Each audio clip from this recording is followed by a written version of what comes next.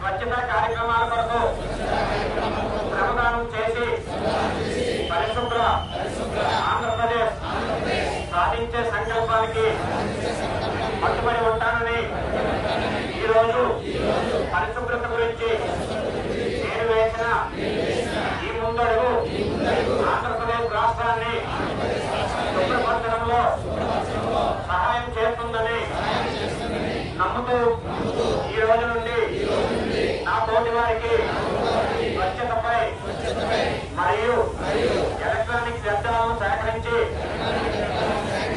వాటిని శాస్త్రీయంగా తొలగించడంపై అవగాహన కల్పించడం మన ఆంధ్రప్రదేశ్ ను స్వచ్ఛాంధ్రప్రదేశ్ గా స్వర్ణాంధ్రప్రదేశ్ గా తీర్చిదిద్దేటట్లు నా వంతు కృషి చేస్తానని ప్రమాణం చేస్తున్నాను.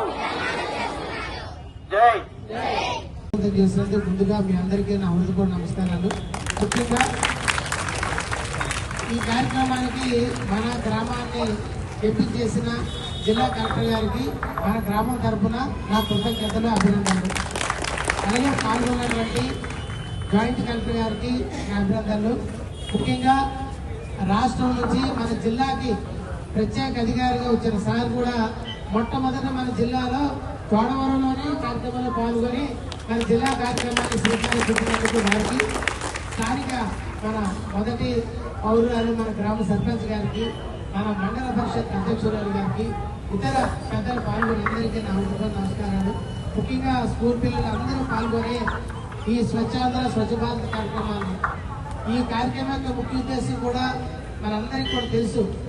మన పరిసరాలు ఎంత పరిశుభ్రంగా ఉంచుకుంటామో మనం అంత పరిశుభ్రంగా ఉంటాం, అనారోగ్యాలకి అంటువ్యాధులకి ప్రబలకంగా ఉంటామన్నదే ఈ కార్యక్రమం యొక్క ముఖ్య ఉద్దేశం.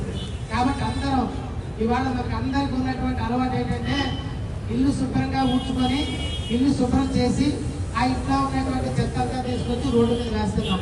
దయచేసి అలా కాకుండా మనకి గ్రామ పంచాయతీ వారు ఇచ్చినటువంటి డస్ట్బిన్ల ద్వారా వాటిని స్వీకరించి మన ఇంట్లో ఉంచితే మన గ్రామ పంచాయతీ నుంచి వచ్చే రిక్షాకి ఏదైతే మీరు సేకరించినటువంటి తడి చెత్త పొడి చెత్త వేరువేరుగా ఇస్తే అవన్నీ డంపింగ్ యార్డ్కి తీసుకెళ్లి గ్రామాన్ని పరిశుభ్రంగా ఉంచడం కోసం అందరి యొక్క సహకారం.